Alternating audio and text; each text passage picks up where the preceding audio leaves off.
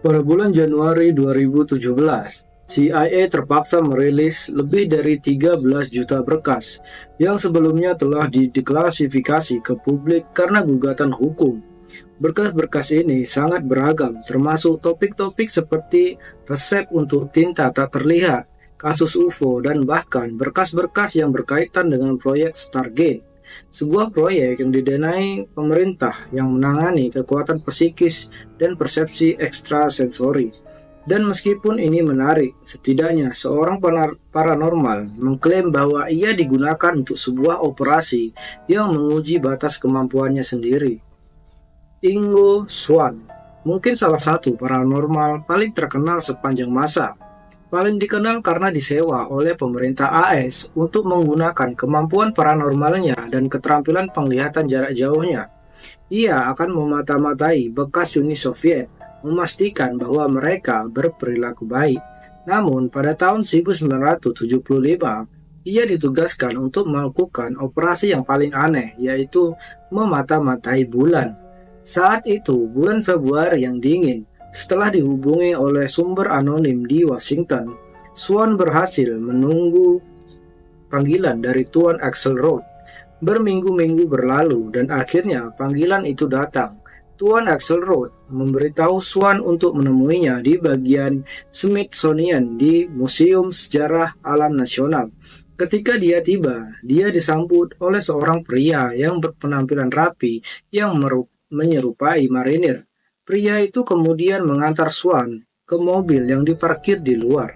Mereka melaju ke lokasi yang dirahasiakan di mana sebuah helikopter menunggu mereka.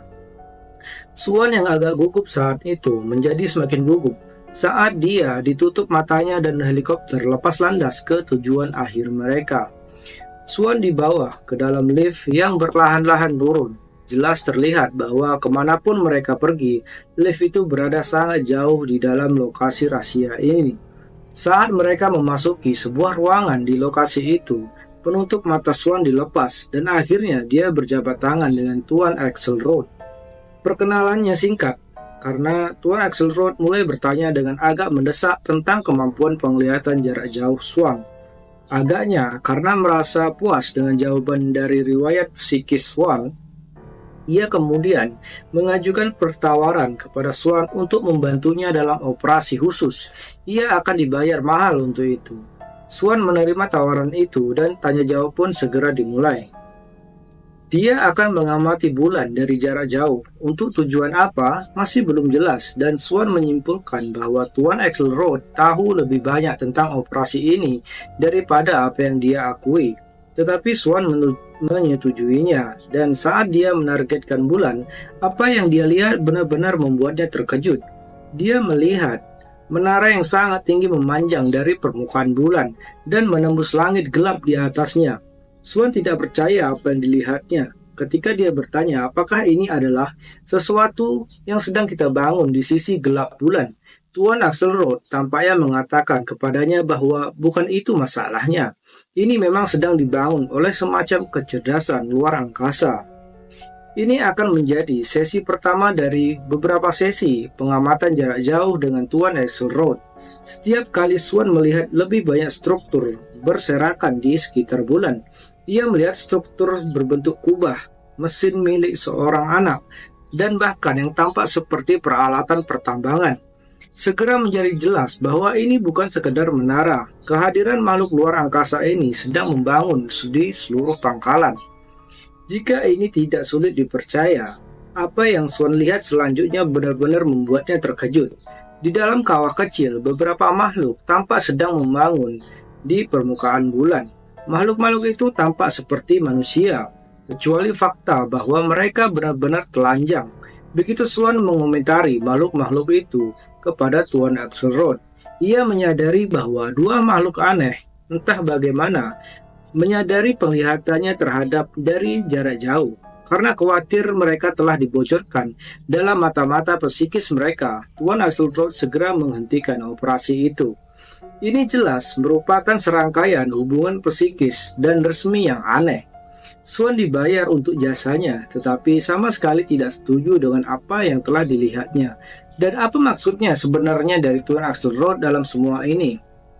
Apakah makhluk ini sebenarnya manusia yang membangun pangkalan di bulan, atau apakah mereka semacam ras alien yang menjajah atau mempersiapkan sesuatu dengan atau melawan tetangga duniawi mereka?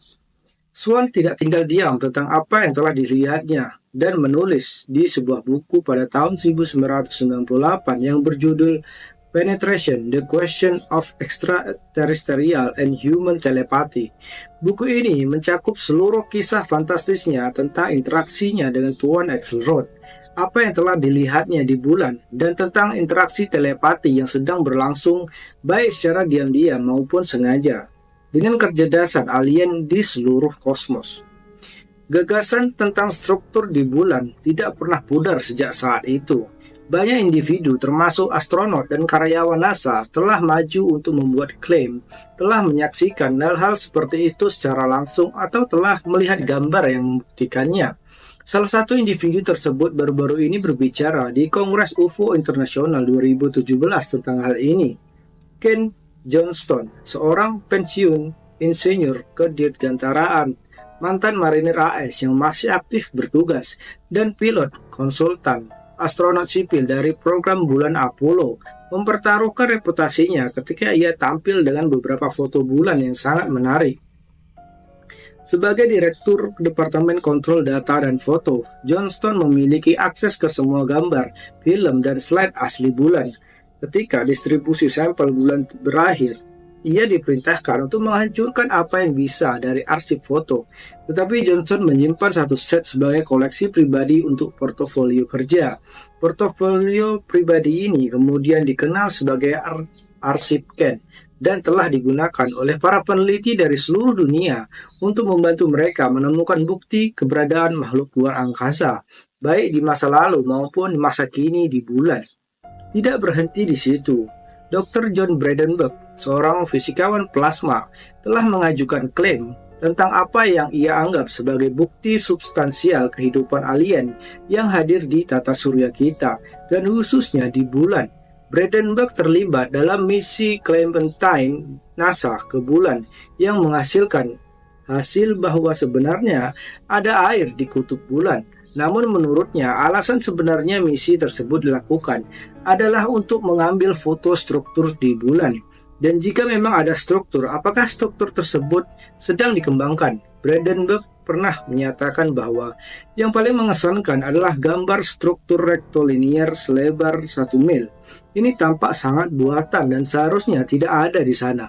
Sebagai seseorang di komunitas pertahanan antariksa, saya memandang struktur seperti itu di bulan dengan sangat khawatir karena itu bukan milik kita. Tidak mungkin kita bisa membangunnya. Itu berarti ada orang lain yang ada di sana. Jadi, apakah klaim pengamatan jarak jauh yang diajukan Swan awalnya memiliki pengaruh pada gambar yang dilihat oleh Johnston dan Bradenburg? Dan orang juga dapat bertanya, setelah misi Apollo 17 pada tahun 1972, mengapa kita tidak kembali ke bulan sejak saat itu? Dapat dikatakan bahwa ini disebabkan oleh anggaran yang semakin menipis.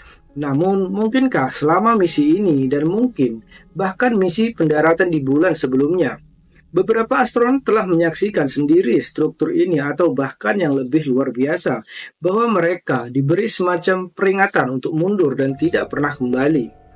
Seluruh daftar kejadian ini dipenuhi dengan klaim sensasional, spekulasi, dan informasi dari orang lain. Namun, jika sedikit saja dari apa yang dikatakan oleh Swan benar, maka kita harus lebih khawatir tentang tetangga bulan kita. Namun, jika kesaksian Johnston dan Bradenburg menjadi indikasi, maka bulan kita bisa selangkah lebih dekat dengan invasi alien yang menunggu di sudut-sudut tergelap kawahnya dan ketakutan kita.